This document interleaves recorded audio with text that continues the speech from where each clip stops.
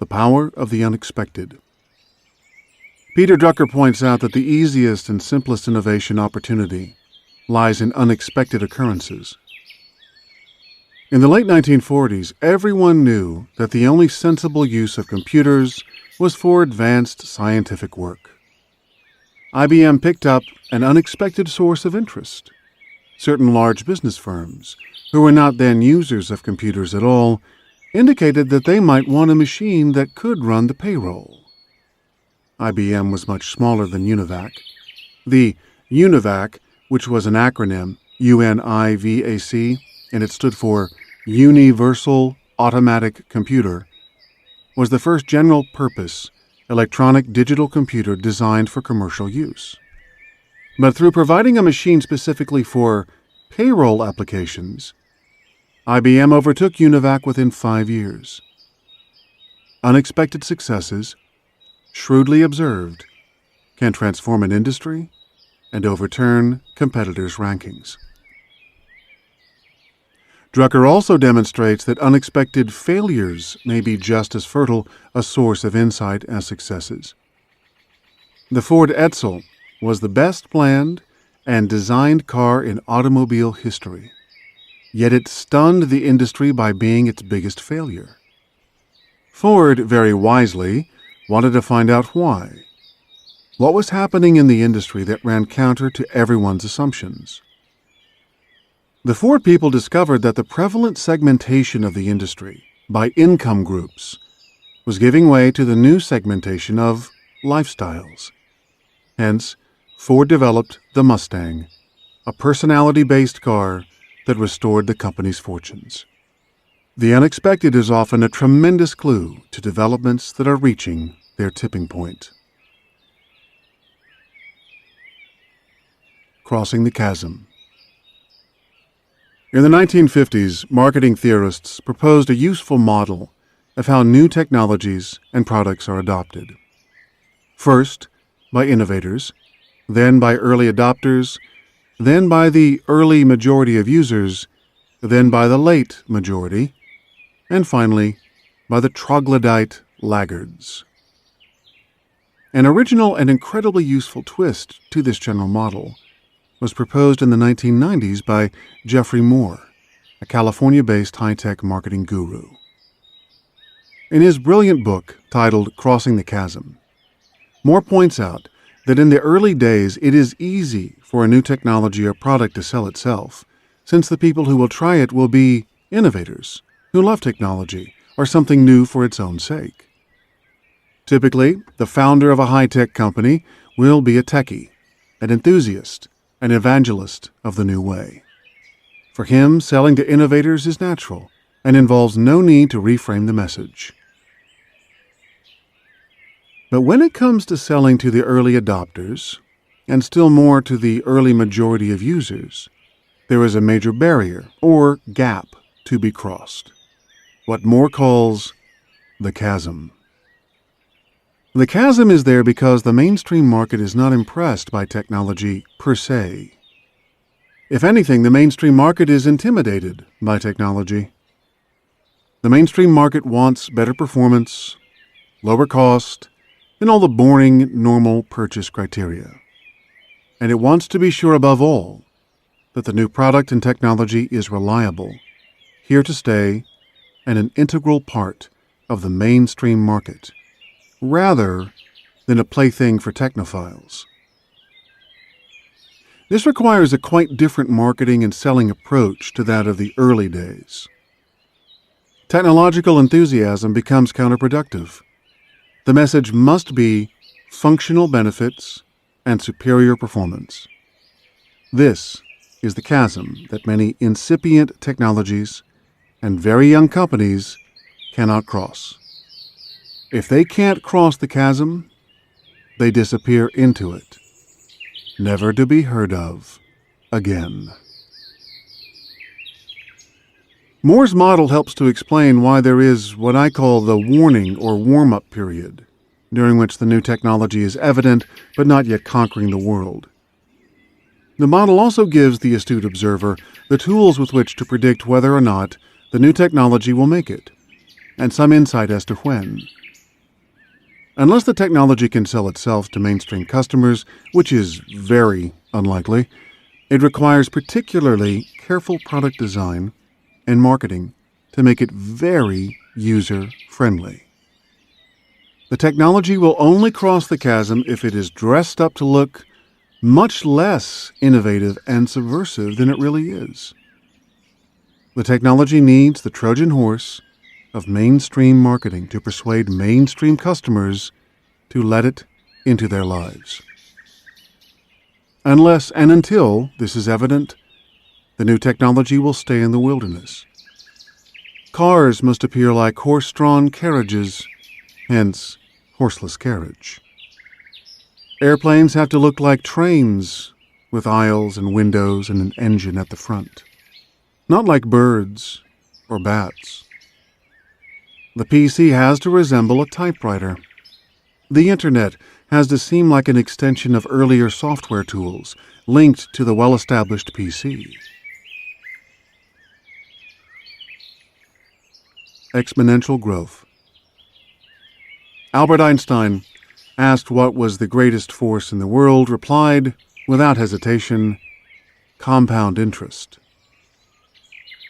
It takes a genius to really understand the nature and impact of growth over a long period. Experiments have shown that even educated and highly numerate people tend to profoundly underestimate the impact of growth. For example, in one study, subjects were asked to estimate the necessary capacity for a tractor factory that starts in 1976 with a capacity of 1,000 tractors and where demand increases at 6% a year.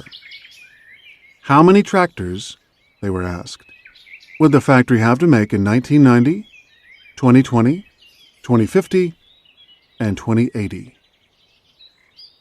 The typical answer showed a gradual and linear increase, and the estimates up to 1990 were pretty close to the real answer. But thereafter, the correct answer shot up exponentially, while the estimates continued to show steady growth. By 2080, the typical respondent estimated around 30,000 tractors would be needed, whereas the right answer was about 350,000, more than 10 times that level. Or try this puzzle. One lily pad, covering 1 square foot, sits in a pond with an area of 130,000 square feet. After a week, there are 2 lily pads. After 2 weeks, 4 pads. Estimate how long it will take to cover the entire pond. After 16 weeks, half the pond is covered. Now, estimate again. How long before the whole pond is covered with lilies?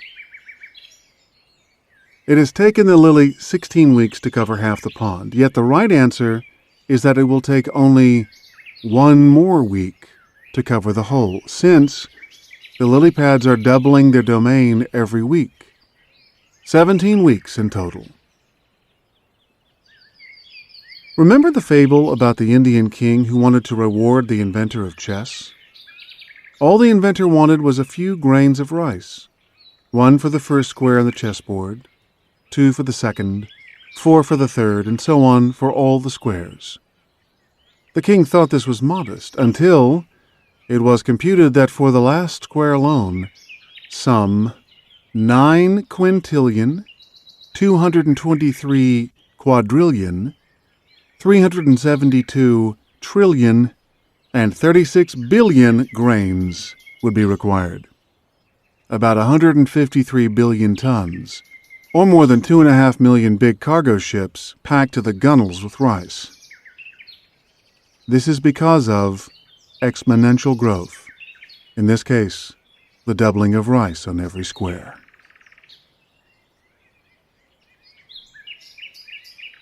What exactly is exponential growth? An exponent is a number saying how many times something should be multiplied by itself. For example, if the exponent is 3 and the number is 4, then the expression is 4 to the 3rd power, meaning 4 times 4 times 4, which equals 64. In the mathematical expression y to the second, 2 is the exponent, and it means y times y. How is exponential growth different from linear growth? In linear growth, something increases in size by the same amount at each step, not by the same multiple. If I start out owning $1,000 and increase it by $100 each year, after 10 years I will have doubled my money to $2,000.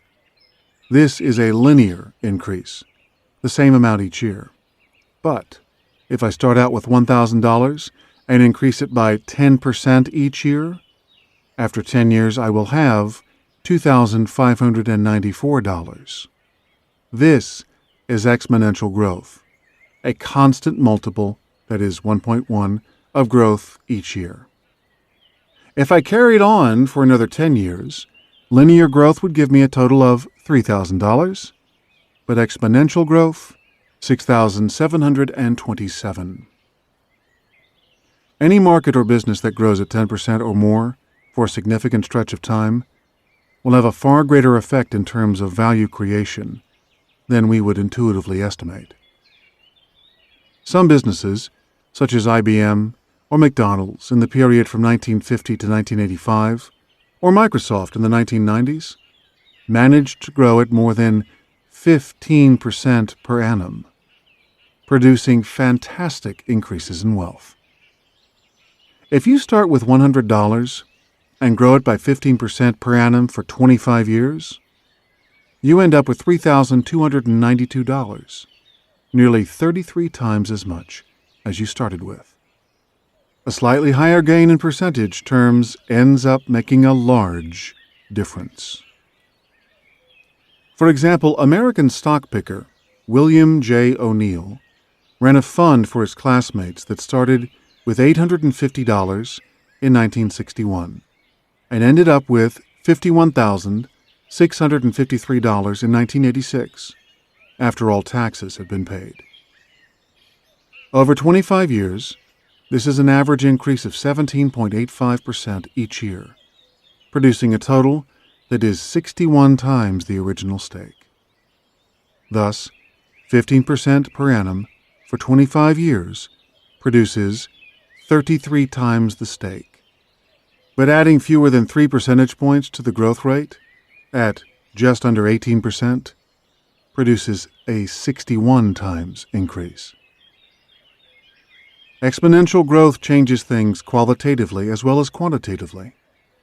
For example, when an industry grows fast, Peter Drucker says when it grows by about 40% within 10 years, its structure changes, and new market leaders often come to the fore.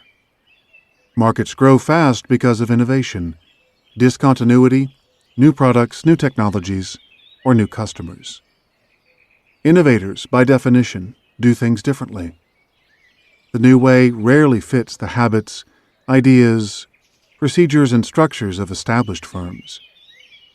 Innovators may make hay for several years before traditional leaders counterattack, and then it may be too late.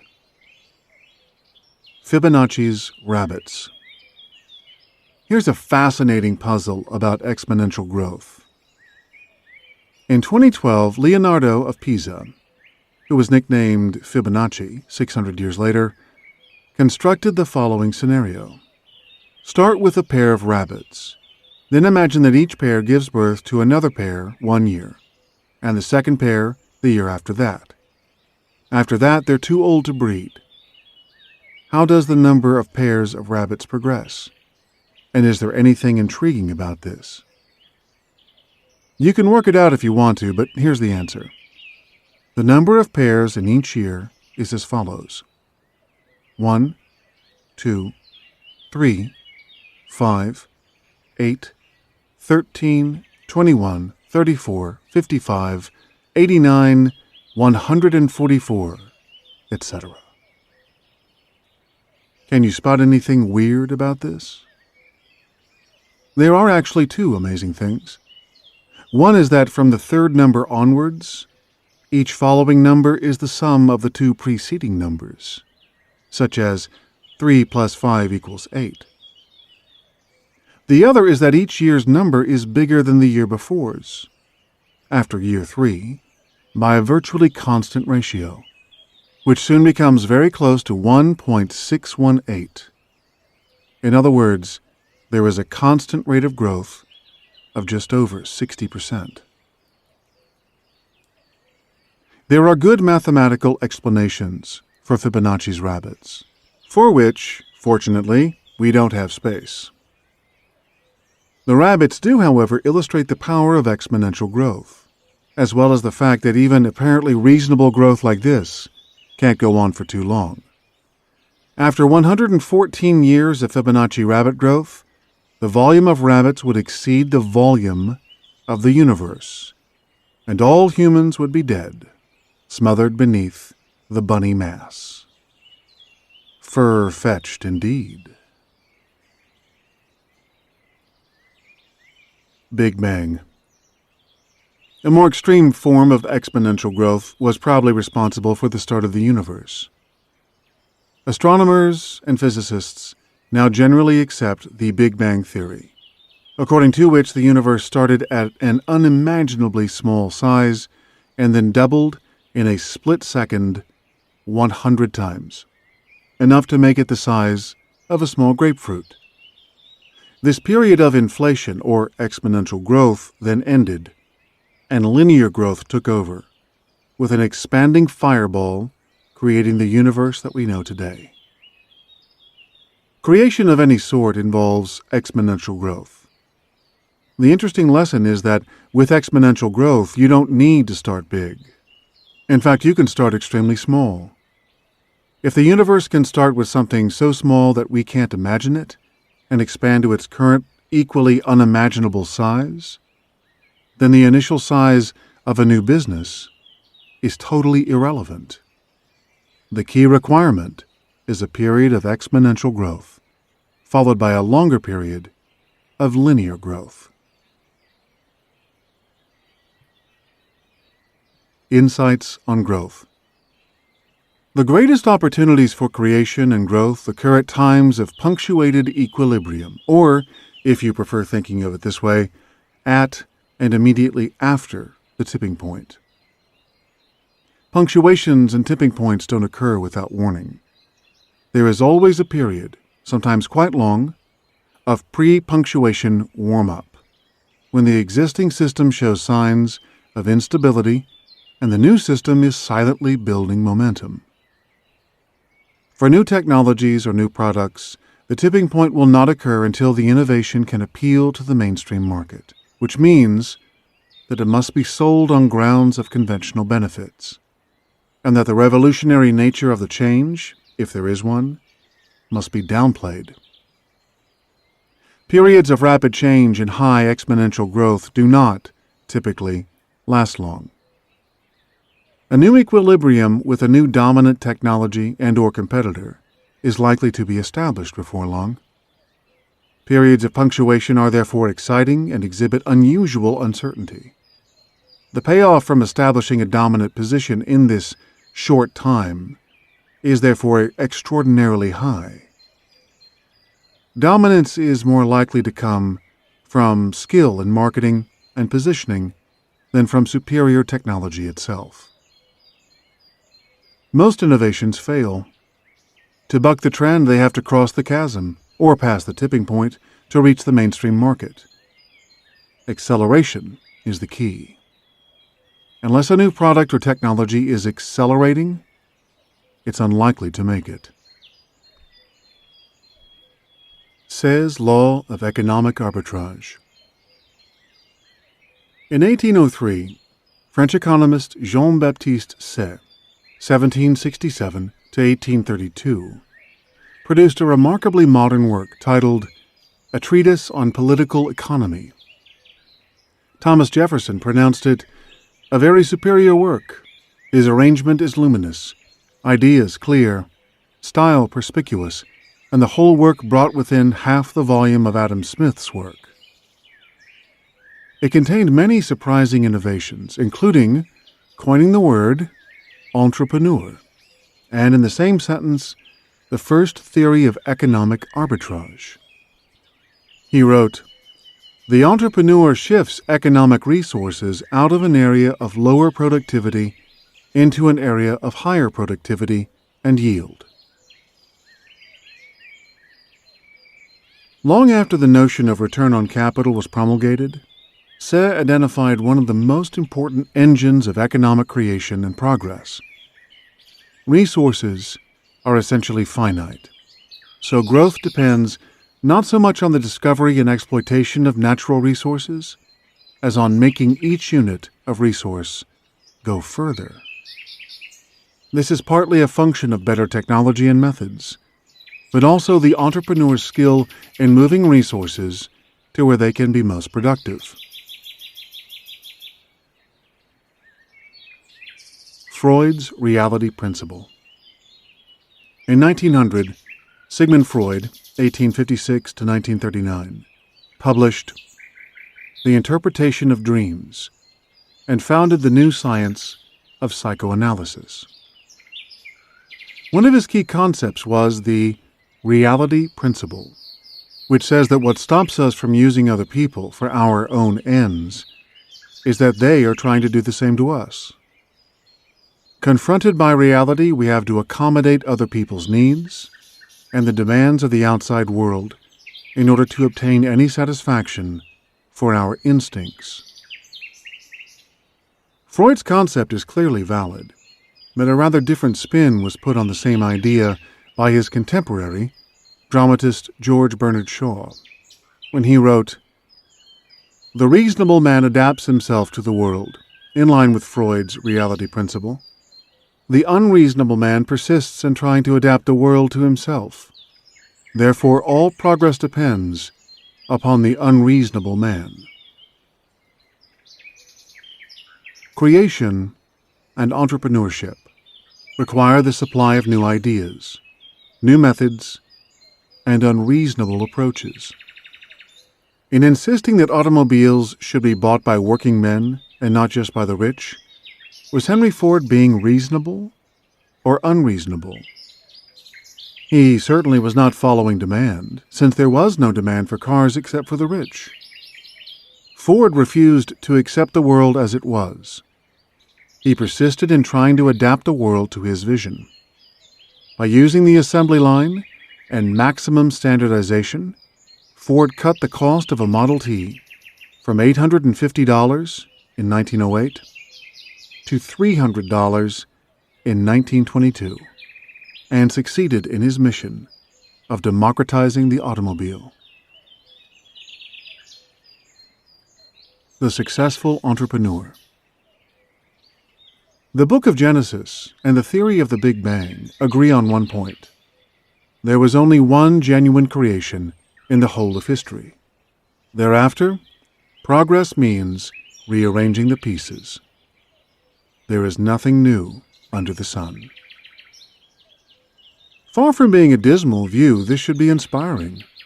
All that is needed to add to human wealth is to take a given set of resources and shift them from areas of low productivity to areas of high productivity. All economic progress rests on this economic arbitrage of this type. This is good news. Arbitrage is easier than creation. Everyone should be capable of thinking of something that could benefit from economic arbitrage, of identifying resources that could be used more effectively. True entrepreneurs don't expect market research to tell them what to do. They have a vision of how to do something better and different. They work out how to do more with less. They shift resources from low to high value uses, and they are persistent and unreasonable until the world has conceded their point. The Law of Diminishing Returns. One of the most influential and long-running ideas about how markets and businesses operate is the Law of Diminishing Returns, developed around 1767 by French economist Robert Jacques Turgot. This law says that after a point, increases in effort or investment result in diminishing returns. That is, the incremental value declines. To a hungry woman, a loaf of bread has high value. The second loaf has less. The 10th may have very little value. If you hire additional peasants to till the same plot of land, beyond a certain point, diminishing returns set in. A century later, the British classical economists, led by Alfred Marshall, extended this idea to markets and firms. Products or companies that lead a market run into diminishing returns. The value of being bigger in business, having a larger market share, a bigger factory, a larger product range, reaches a peak and then declines. Again, this may sound like common sense, but the classical economists went further still. They claimed that a predictable equilibrium of prices and market shares would be reached, and that perfect competition and diminishing returns would eventually operate to ensure that supernormal returns would be impossible. This theory justified government regulation of markets. If high returns were being made, it could only be because monopolists were rigging the market and obstructing perfect competition. An attack on microeconomics by heretical consultants. For almost a century, Marshall and his school dominated economic thinking. It was left to a few business mavericks, such as Bruce Henderson and his Boston Consulting Group, BCG, founded in the early 1960s, to challenge the consensus. BCG demonstrated that firms typically do not have equal costs. The costs of the market leader are usually significantly lower than those of followers. Costs and prices do not reach a static equilibrium. In competitive markets, costs and prices continue to come down forever. Cost and price decreases are particularly characteristic of high-growth markets. And finally, a firm with high relative market share should, and usually does, have both higher return on capital and intrinsic competitive advantages compared to other firms in the same market. Far from being subject to diminishing returns, high market share makes it possible to reinforce competitive advantage by providing better products and services at lower prices, while still earning higher returns than competitors. High market share can lead to a virtuous circle, which further compounds advantage for the leader. Moore's Law. At about the same time that BCG was publishing its ideas, Gordon Moore, the co-founder of Fairchild Semiconductor in 1957 and Intel in 1968, promulgated his law. In its original form, in 1965, Moore claimed that computing capacity would double every year at no extra cost, as semiconductor density doubles. He explains, "I looked at the first few integrated circuits that Fairchild produced, and just happened to see that we had about doubled the number of components on an integrated circuit every year.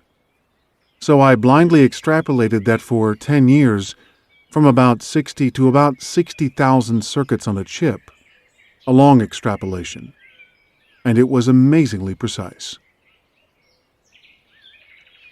Moore's law was updated in 1975 to say that the number of components on the chip would double every 2 years, and that has also proved pretty accurate. In 1999, Moore predicted that the gradient would change again and that it will double every 4 or 5 years for quite a long while. Moore's law was consistent with a more general power law enunciated in the late 1960s, BCG's experience curve, which said that costs come down by 20 to 30% every time the accumulated production of an item doubles. The change in the slope of Moore's law, where initially value doubled every year, then every 2 years, just reflects the change from hypergrowth to high growth, or an increase in the months needed for industry production to double. Some industry observers began to suggest that the IT economy was different from the rest of the economy, because it did not appear to be subject to diminishing returns. BCG, however, had an intellectual framework suggesting that the world of IT was just a fast-growth version of the whole economy. BCG's views did not, however, reach their tipping point. They remained largely ignored. BCG lacked two things. It did not have the professional academic credentials to be taken seriously by economists, nor did it find a snappy name to encapsulate its new version of economics. The law of increasing returns. Then around 1980, along came W. Brian Arthur, an economist from Northern Ireland who worked in the United States, who was heavily influenced by the ideas of chaos. Brian Arthur had both professional credentials and the bright idea of branding his thinking as increasing returns. He also had the good sense not to take on the economic establishment head-on. His law of increasing returns, he said, should be seen as a supplement to Marshall's ideas about diminishing returns, not as a replacement for them. Alfred Marshall, brilliant chap, ideas well suited to their day, still relevant to smokestack industry today. That's Arthur's line. But the new economy, especially the high-technology world, now that's a different matter. This brave new world is subject to increasing returns. Brian Arthur makes his case persuasively and vigorously. What if products and businesses that got ahead thereby got further ahead? Arthur gives the example of the market for operating systems and PCs. In the early 1980s, there were three contenders, all in with a good chance. CP/M, Microsoft's DOS, and the Apple Macintosh system. CP/M had the advantage of being first. The Mac was probably the best, and certainly the easiest to use. But operating systems for PCs exhibit increasing returns. If one system gets ahead, more hardware manufacturers and software developers will adopt it, causing it to get further ahead. The key event happened in 1980 when IBM gave Microsoft an exclusive deal to write the operating system for the IBM PC. Although the latter was not a great machine, the growing base of DOS IBM users attracted independent software houses, such as Lotus, to write for DOS. Once DOS IBM had established a clear lead, it was bound to get further ahead because the costs to switch to another system were too high. Microsoft then benefited from economies of scale, being able to spread its costs over a larger user base than competitors, thus enabling Microsoft both to enjoy fatter margins and also to spend more to improve its system. Increasing returns, says Arthur, are characteristic whenever markets have the following attributes. 1. High upfront costs, especially in R&D rather than production. The first sale of Windows cost Microsoft $50 million. The second, $3. These economics make leadership extremely valuable and difficult to challenge. 2. Network effects. Many high-tech products must be compatible with a network of users. Therefore, a popular product or system is likely to become the standard. Also, network economics are different from traditional economics. Network effects are so important that I'll expand on them shortly. And finally, 3. Customer groove-in. High-tech products are difficult to use and also have several generations of product. Users have to invest in training. This training grooves or locks customers into the leading product. Metcalfe's Law. Networks comprise an increasingly important part of our world, and they have their own peculiar economic characteristics.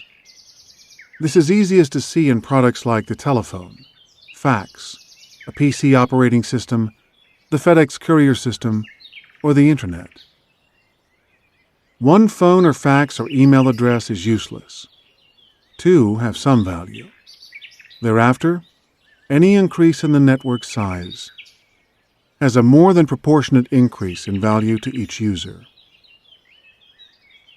Bob Metcalfe, the inventor of Ethernet, a local networking technology, noticed that small-scale networks were not viable, but that putting together small local networks sharply multiplied their value. In 1980, Metcalfe's law was born. The value of a network equals n squared. That's n times n, where n is the number of people in the network. Thus, a 10-person network is worth 100, but a 20-person network is worth 400. You double the network and quadruple its value. A linear increase in membership means an exponential, to be more precise, geometric, increase in value. Network economics, therefore, exhibit an extreme form of increasing returns, both for all members of a network and for leading suppliers to the network. An expanding network becomes a self-reinforcing, virtuous circle. Each new member increases the network's value, which in turn attracts new members. Indeed, network members are unpaid but well-rewarded evangelists of the network. You mean you don't have an email address yet?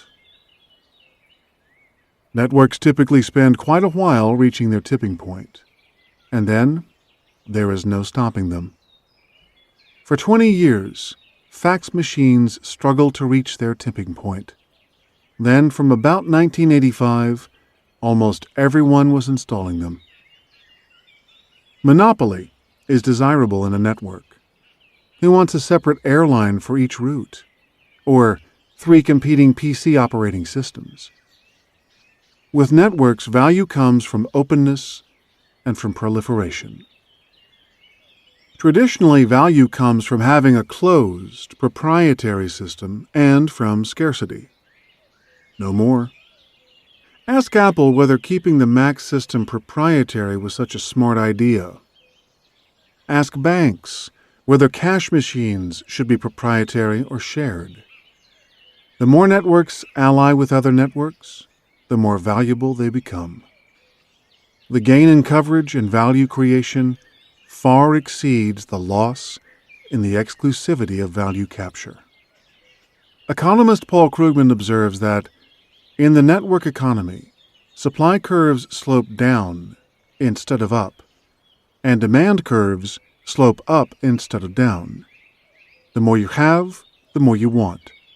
The exact opposite of diminishing utility. The more we make, the easier and cheaper it becomes to make more. This is the beauty of network economics.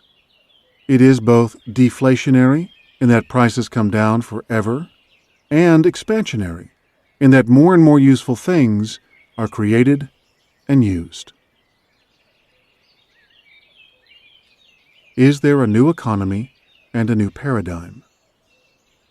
The possibilities of networks in general, and the Internet in particular, have led some observers to claim that leading competitors can come close to generating virtually infinite returns.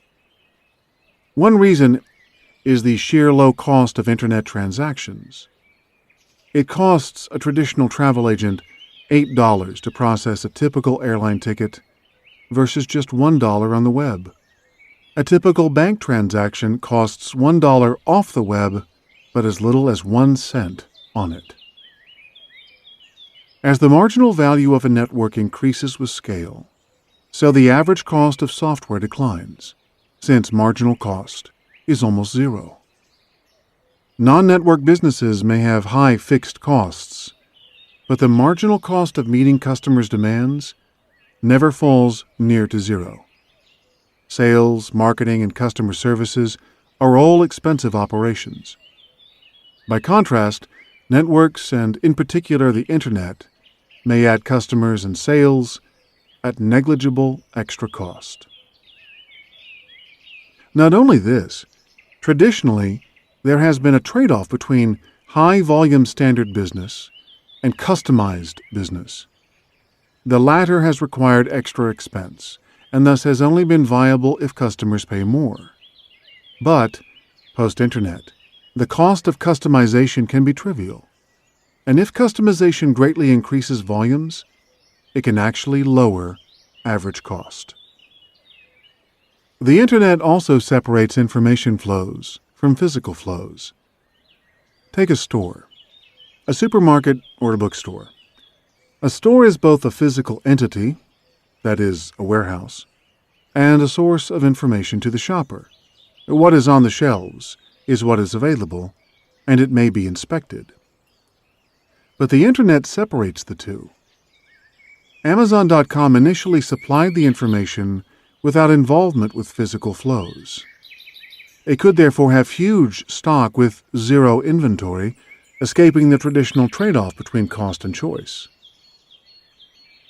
Web economics also create the possibility that consumers of information also become unpaid producers of information, as when Amazon.com users add book reviews to the site.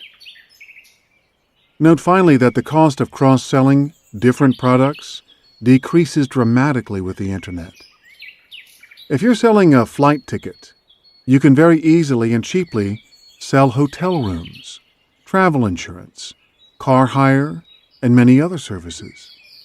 The value of a loyal customer base can hardly be exaggerated.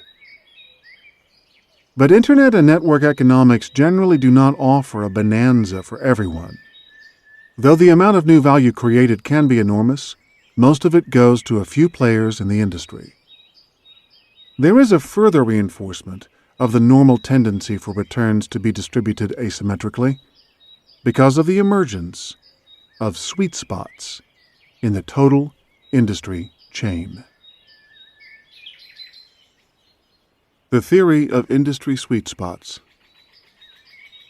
The Internet separation of physical flows from information flows makes vertical integration unnecessary and tends to divide industries into a large number of layers, separate stages of the value-added chain where independent firms specialize. But whereas traditionally it was an industry or segment leader that made high returns, now it is the leader in certain layers only, probably just one or two layers, who will make high returns. And everyone else in the industry, including the leaders, in the non-favored layers, may struggle to cover the cost of capital. The Boston Consulting Group calls the favored layers sweet spots. An excellent instance where the sweet spot in an industry takes a quite disproportionate share of the industry's total profits is in the case of Microsoft and PC operating systems. Microsoft's near monopoly of the software layer gives it a very large share of total industry profits, despite Windows comprising only 2% of the total industry cost structure. The actual production of PCs comprises 75% of the industry cost structure and capital employed, but only a small percentage of total industry profits. The race to establish dominant standards in sweet spots. Establishing competitive advantage in the new environment requires recognition of the strategic layers in an industry, the sweet spots, then their domination, if necessary, in alliance with another powerful industry player. To establish dominance in the sweet spot, in turn, requires establishing a dominant standard. Thereafter, it requires careful orchestration of players in the other industry layers, the suppliers and users of the sweet spot products. To stop the orchestrated becoming powerful, you have to divide and rule, and ensure that no one else can supply a differentiated and valuable product. Otherwise, the orchestrated will bite back. This, after all, is what happened when Microsoft was orchestrated by IBM in the 1980s, when IBM outsourced the design of its operating system software to Microsoft. Later, the balance of power shifted decisively because Microsoft's market size and value increased faster than IBM's because of open architecture, which allowed Microsoft to supply IBM's competitors, and because there was no attractive alternative to Microsoft's products. Competitive advantage, based on standards, not cost, may be temporary. Because competitive advantage becomes based more on dominant standards than low costs, it may become more difficult to sustain. There is always the risk that an innovative competitor may find the next sweet spot in the system. Microsoft can't rest on its laurels. Netscape and its friends are prompting network computing, where any PC operating system, including Windows, is subordinate to a new high-value strategic layer controlled by a Java-enabled browser. To defend its dominant position, Microsoft scrambled to incorporate browser technology into its operating system. So what has changed in the new economy? The number and diversity of competitive segments have increased as vertical integration falls apart. There are more layers. Dominance still offers very high returns, in fact higher than ever because more customer value can be added at lower incremental cost. But choosing the part of the value chain to dominate, ideally the sweet spot, is critical.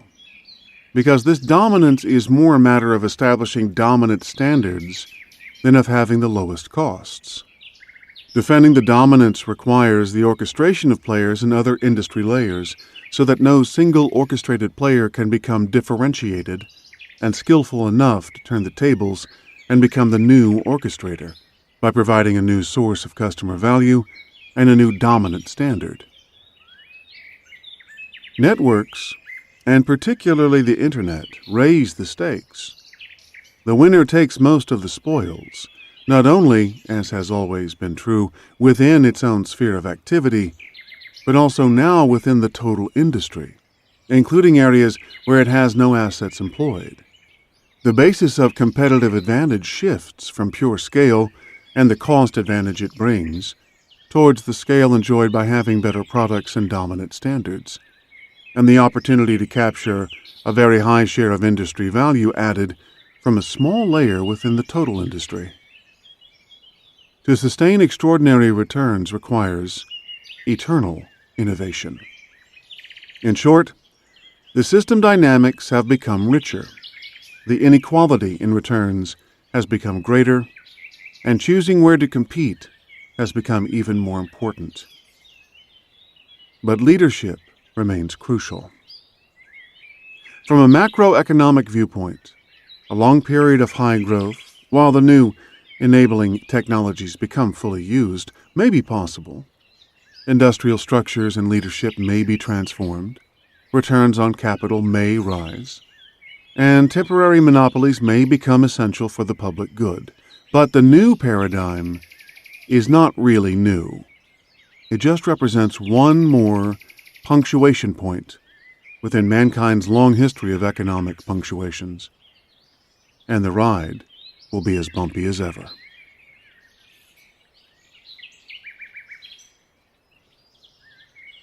Are there two economies and two sets of economics? Brian Arthur argues that there are really two different economies, and that different economic and management theory is applicable to each. He writes, "We can usefully think of two economic regimes, or worlds. A bulk production world, yielding products that essentially are congealed resources with a little knowledge, and operating according to Marshall's principles of diminishing returns, and a knowledge-based part of the economy yielding products that essentially are congealed knowledge with a little resources and operating under increasing returns. Because the two worlds of business, processing bulk goods and crafting knowledge into products, differ in their underlying economics, it follows that they differ in their character of competition and their culture of management. It is a mistake to think that what works in one world is appropriate for the other." In an interesting thesis, Arthur goes on to ask why the new management ideology of flat hierarchies, missions, flexible strategies, re-engineering, and re-everything have emerged. His answer is that they are not fads, but correspond to the high-tech world of constant reinvention. Equally, that hierarchies and old-style management are appropriate to smokestack industry. He writes, Marshall's world tends to be one that favors hierarchy, planning, and controls. Above all, it is a world of optimization. Arthur admits that there is a middle ground between the old world and the new. He asks where service industries such as insurance, restaurants, and banking belong. His answer is that they have a foot in each camp. On the one hand, most services are low-tech, consisting of processing, and are subject to regional limits on demand, all characteristics of the diminishing returns economy. On the other hand, most services can be branded and are subject to network effects. McDonald's or Motel 6 franchises attract more than their fair share of custom because the brand is well known and reliable. And over time, services are moving to the new economy. In services, he says, everything is going software. Information is key and is now processed more by software than by people. So service providers become hitched into software networks. Regional limitations weaken, and user-based network effects kick in. Is Brian Arthur right? His examples of the new world are spot on. Yet is there really an old economy that fits Marshall's diminishing returns economics? Should we not rather think of a standard economy and a new economy, both subject to increasing returns economics, but to differing degrees? Do Marshall's economics work at all? The whole of microeconomics is an impressive intellectual edifice, constructed with mathematical elegance and within the terms of its system, totally consistent and coherent. The problem is that it cannot be empirically observed. It does not correspond to the real world, not even to Marshall's world. That, too, was a time of high tech. The technology innovations of steam, railways, electricity, gas, and motor cars were at least as transforming as our own high-tech industries, and subject to network effects and increasing returns. What was the Ford Motor Company, if not the Microsoft of its day? Every time Ford made a new Model T in increasing quantities, the cost of each unit went down. Every time the cost went down, more people could buy one. Every time more Model Ts were bought, the cost of making the next went down. Every buyer demanded new roads, motels, and roadside restaurants, and mobilized support for initiatives that would make the motor car yet more popular. When government began to build freeways, this network effect accelerated the car's spread. Plainly, autos manifested increasing rather than decreasing returns. But the problem with Marshallian economics goes deeper than a failure to notice networks or high-tech. If classical economics has any validity at all, it is in the pre-industrial world, related to commodities and to agriculture before it was mechanized. Gold, silver, iron, potatoes, wheat, cotton. These may be subject to diminishing returns. Remember that the law of diminishing returns was developed in pre-industrial France. When supply goes up, price goes down. But costs do not, so increasing supply is bad for producers. And as long as all producers use the same means of production, and there are no economies of scale or experience, then markets will behave as Marshall predicted, and come to an equilibrium point where capital cannot earn any differential superprofits. Classical economics does not work, however, when any of the following conditions applies. 1.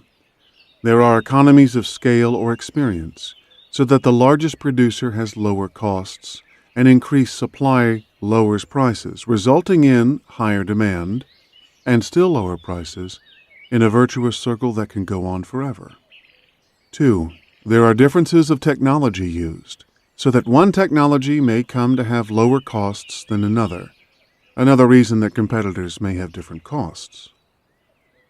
3.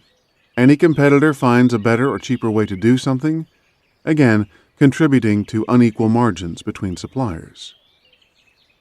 4.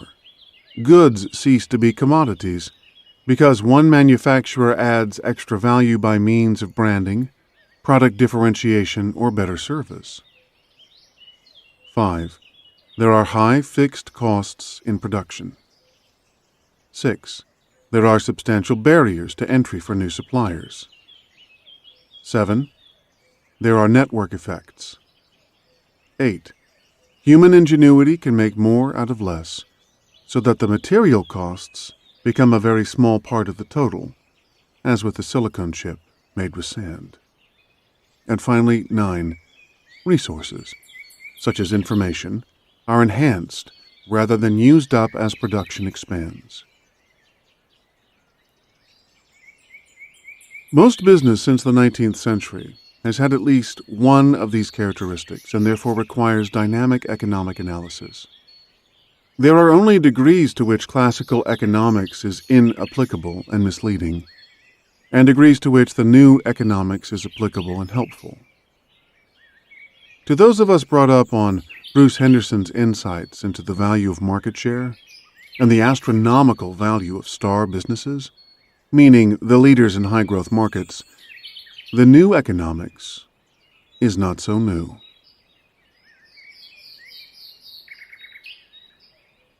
Different management styles for different types of business. A final note on Brian Arthur's hypothesis that the new economy requires new management structures, such as flat hierarchies and everything. This hypothesis also is not new. It is essentially a restatement and updating of the argument in Tom Burns and G.M. Stalker's classic book titled The Management of Innovation, published in 1961. Stuart Craner says that the book identified the organic organization characterized by networks, shared vision and values, and teamwork. Burns and Stalker also argued that it was precisely high-tech and high-growth organizations that required the new management approach, and that slower growth firms in many predictable environments were more suited to command and control methods. But are Arthur and Burns and Stalker correct?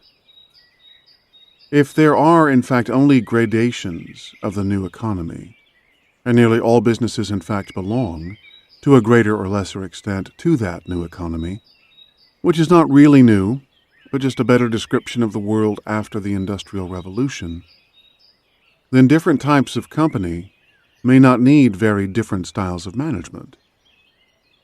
Don't all firms need observation, positioning, flattened organizations, missions, teams, and cunning? Equally, don't all organizations need hierarchy, and have it? Isn't Microsoft a meritocratic dictatorship run by Bill Gates, who would be worth much less otherwise? What creates value is insight plus hierarchy. Microsoft is an ideal model for any type of business, a dictatorship of ends, a meritocracy of execution, and a collegiate, democratic style that respects intelligence and insight at every level, so long as it does not challenge the basic strategy. Insights on networks, the new economy, and increasing returns. Traditional microeconomics always was a poor guide to the real economy of business. Whenever products cease to be undifferentiated commodities, whenever one competitor has and can return a cost or product or service advantage over other suppliers, whenever brands or standards are important, whenever there are high fixed costs in a business and low incremental costs, whenever there are substantial barriers stopping new players coming into a market, whenever one or more of these conditions holds, we are in a dynamic economy where equilibrium is elusive and advantage goes to the leader, who may enjoy and compound high returns. Even 100 years ago, most businesses lived in such a dynamic economy. Today, the vast majority do. Some things have changed. While for a long time nearly all businesses have been part of the dynamic economy, the extent to which they have been subject to the laws of dynamism has been steadily increasing. Fixed costs have risen. The cost of overhead, in the form of highly qualified and expensive professionals, has steadily increased. The cost of materials and unskilled labor has steadily declined. Incremental costs have declined. Technology and know-how have become increasingly important. The risks and returns of business have increased. The value of leadership in high-growth markets, which was always substantial, has increased still further. The shift towards winner-take-most economics has been most pronounced in network businesses, and at the extreme, in electronic businesses. Here the stakes are raised. The few winners may make fantastic returns, grabbing most of the industry value added despite participating in only a thin strategic layer, the industry sweet spot. The many losers will be stuck in their cash traps. Two long-standing rules of business strategy have only become more important. Do whatever is necessary to move ahead of competitors, and cut your losses when someone else has reached that point. To these, we may add two new rules. Identify and dominate the industry sweet spots by establishing new standards there, orchestrating others to do the donkey work in the bulk of the industry. And defend the dominance by dividing and ruling the orchestrated, and by continual innovation to find the next industry sweet spot. Summary. Technology change drives growth and prosperity. But technology change is lumpy. We lurch from one long period of equilibrium to another via short, sharp periods of punctuation. Despite this apparent unpredictability, technological transformations follow a predictable pattern. Any change that will become significant gives plenty of warning. It accelerates as it approaches its tipping point, beyond which it becomes much easier and more rapid. The easiest and best clue to transformation is unexpected occurrences, unexpected successes, and equally, unexpected failures. These always present huge but usually neglected opportunities. Rapid market growth usually overturns established company pecking orders. The value of a business that can establish new market leadership and sustain high growth for at least 10 to 15 years is usually greatly underestimated. Entropy can be defeated by entrepreneurship. Everyone can be a successful entrepreneur if they can spot an underutilized resource and move it to a higher value context. Virtually all business is subject to increasing returns. Network businesses exemplify this to an extreme, but although returns increase for the total market, and all customers benefit, the benefit to firms is very heavily skewed towards the few leaders in the industry sweet spots. Most players in high-growth businesses will be losers, just like in any other business. The only difference is that the stakes are higher. Action implications. 1. Identify sweet spots in emerging networks and dominate them by creating a new standard of value. Find the best possible ally or allies and strike a deal with them before anyone else.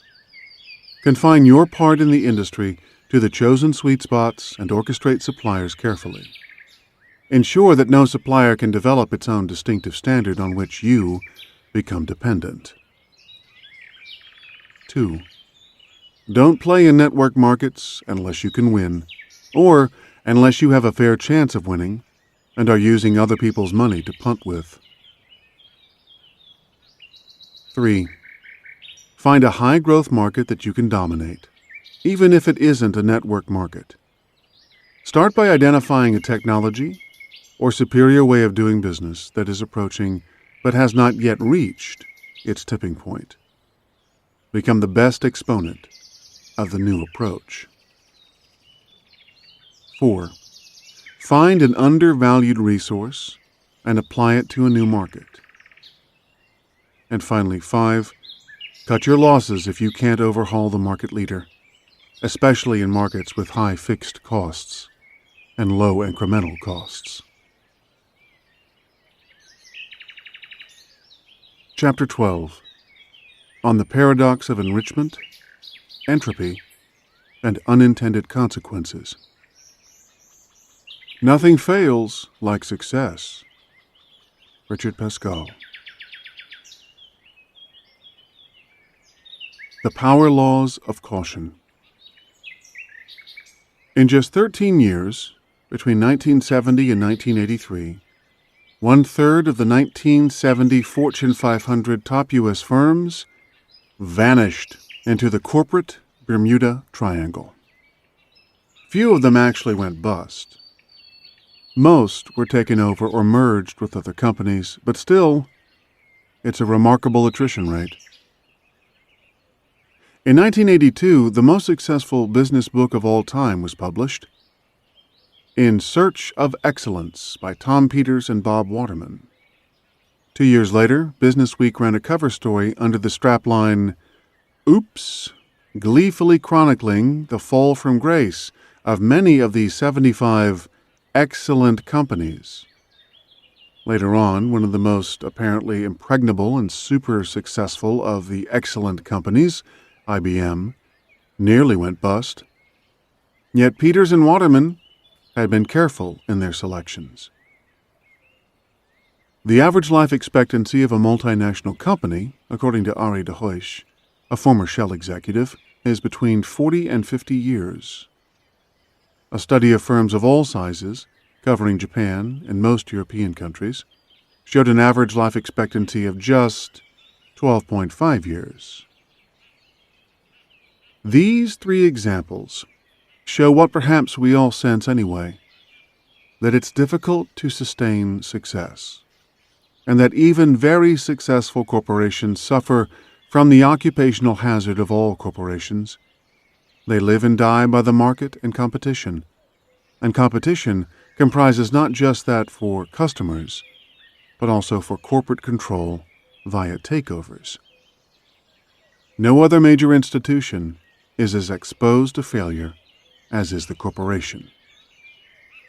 And so it should be. If corporations were not exposed, we would not enjoy high living standards, and the fruits of sustained success are so high, especially for investors and top executives, that it should be difficult to keep ahead. Can systems thinking help us here? The answer is a qualified yes. There is no simple or overarching recommendation. Instead, we have to piece together insights from a number of power laws of caution. In doing so, we learn to treat success with caution and humility. There are 3 main power laws of caution. They are the paradox of enrichment, the law of entropy, and the law of unintended consequences. Let's take a look at each.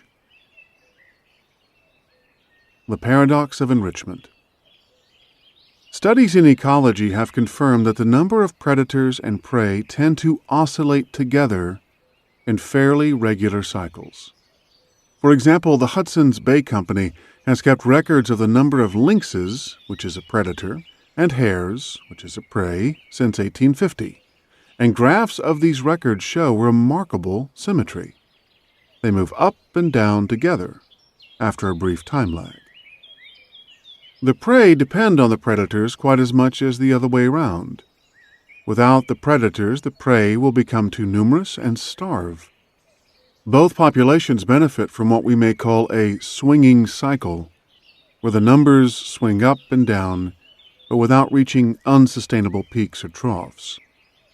The cycle moves around a central point, or swinging equilibrium. Now here comes the paradox of enrichment. If some apparently benign environmental change allows the population of the prey to go up substantially, this may, strangely, be bad for both predators and prey. A large increase in prey leads to an even larger increase in predators, who before long find that they don't have enough prey to eat. The number of predators zooms up initially and then plummets, and the number of prey follows the same pattern. Deprived of predators, there are soon too many prey, who can't find enough to eat. So a stable cycle, our swinging equilibrium, turns into an unstable cycle. The unstable cycle may end in disaster for both prey and predators if one of the low cycles goes too far and the entire population of prey or predators is wiped out. Because nature goes in cycles, the paradox of enrichment means that you really can have too much of a good thing. Take another example. Trees are sprayed with insecticide, which kills harmful insects, but slightly too much is sprayed on the leaves, and then it rains. The excess insecticide is washed from the leaves to the ground, where it kills the insect's predators. Result: more insecticide leads to more insects. The paradox of enrichment has a clear parallel in the classical economic theory that when a market is very profitable, it will attract new entrants, and profit will be driven back down to zero as a new equilibrium is found. From having too few firms in a market, before long there are too many.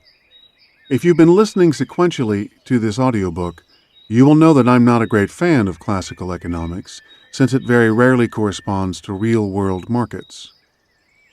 Equilibrium rarely happens.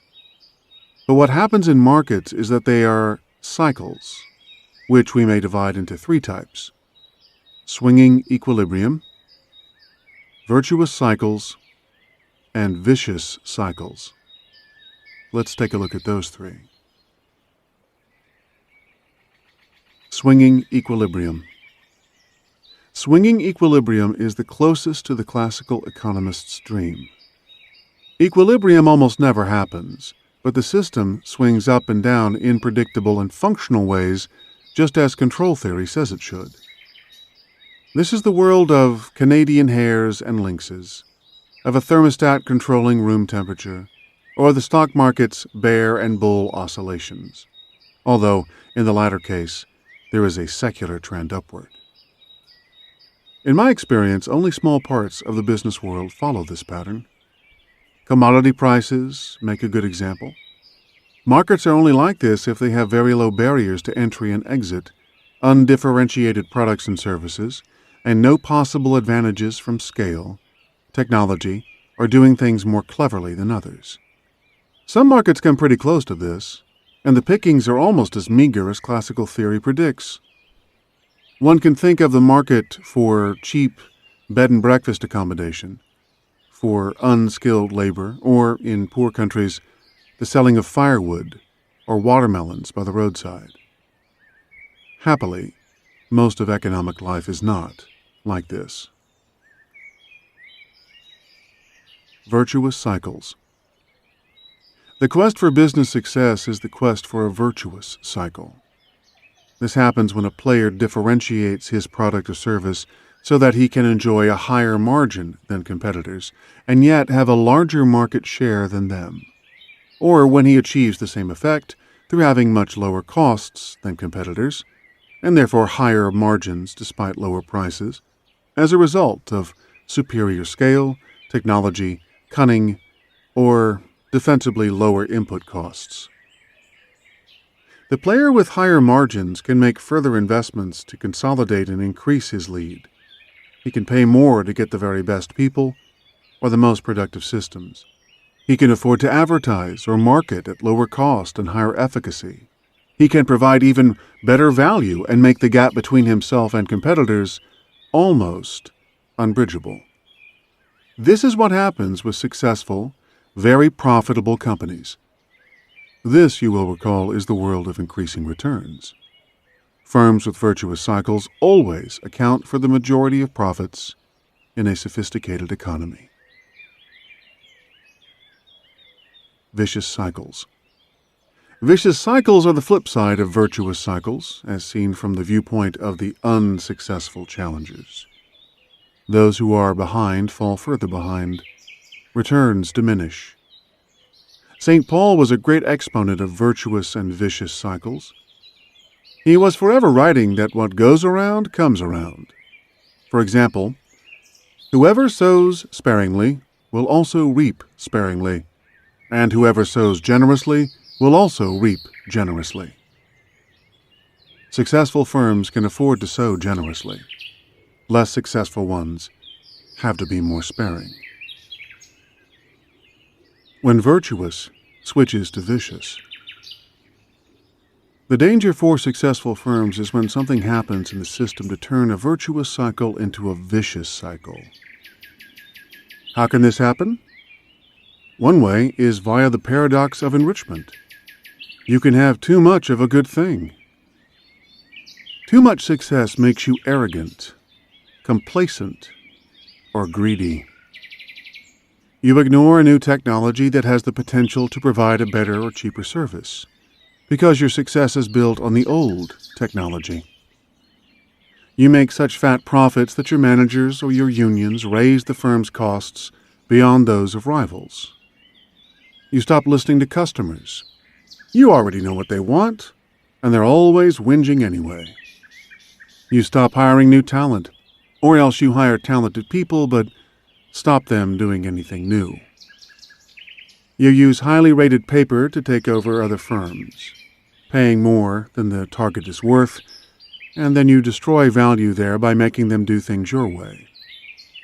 You diversify into new products and services where you have no competitive advantage. You make the firm bigger, more complex, more heterogeneous, less manageable, and less like a clan. If you do any of these things, nothing fails like success.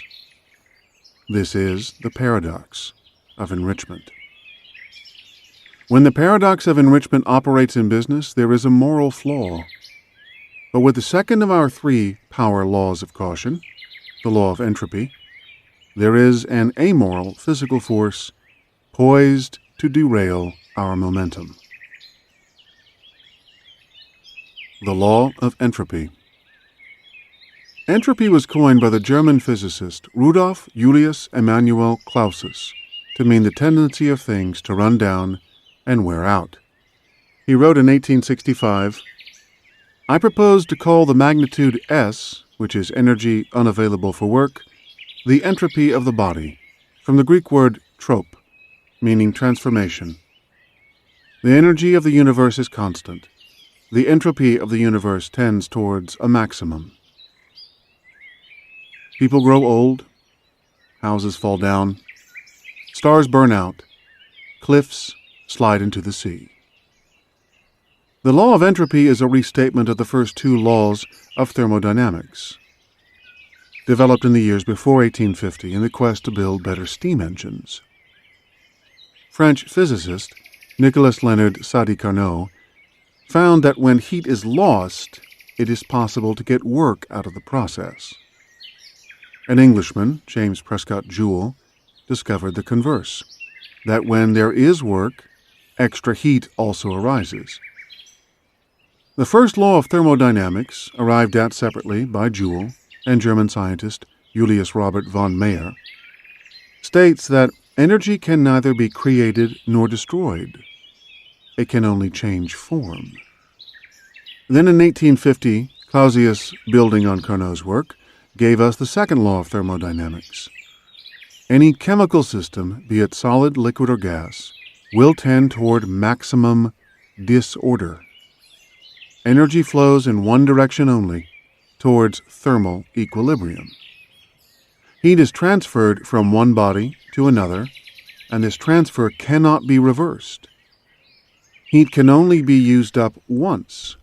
It flows into the cooler body and can't be retrieved from it, without adding yet more energy. As the great Scottish scientist James Clerk Maxwell, 1831 to 1879, remarked, "If you throw a tumbler full of water into the sea, you cannot get the same tumbler of water out again." The law of entropy has parallels to two biological concepts that we examined in Part 1, the Red Queen effect and the evolutionary arms race. The world changes, and to preserve what we had before, we have to do more than we did yesterday. Things can be maintained, or even improved. Paint from a house may fade, but it can be painted again better than it ever was. But it requires new action. A system's energy is discharged and lost to it, so life requires infusions of new energy. To maintain success requires constant effort. The natural condition is not equilibrium, it's entropy. A company's competitive position rests on a bundle of unique resources and relationships that are alive and restive. Like all systems and all relationships, if they are not tended, reinforced, and renewed, they'll falter and fall apart. It is entirely possible to counter entropy. How else could we have accumulated wealth in the remarkable way we have in the past 250 years? But it requires constant innovation and improved use of the energy that is available.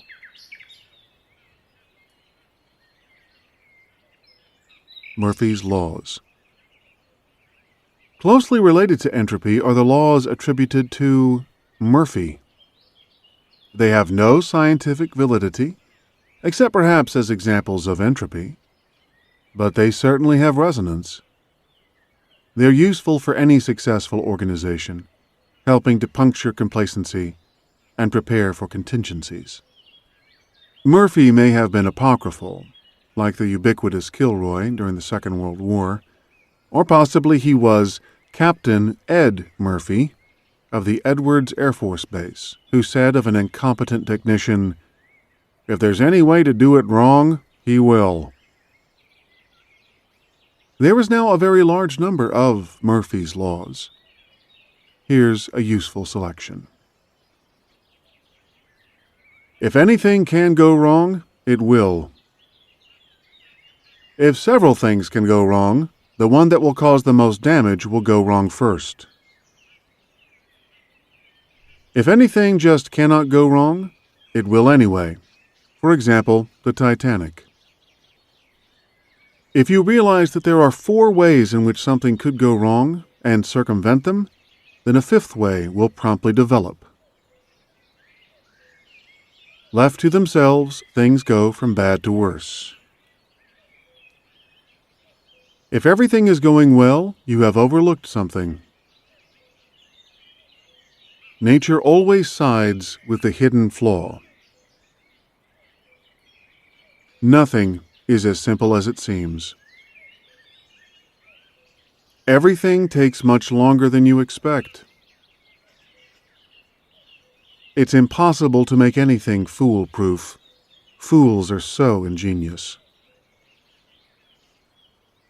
If the experts have spent a huge amount of time and failed to find the answer, it will be immediately obvious to the first unqualified person they ask. When things go wrong somewhere, they go wrong everywhere. Whatever you want to do, you have to do something else first. Figures that are obviously correct will contain errors. A decimal will always be misplaced. The error will cause most damage to the calculation. If you get the premise right but the argument wrong, you'll get the wrong answer.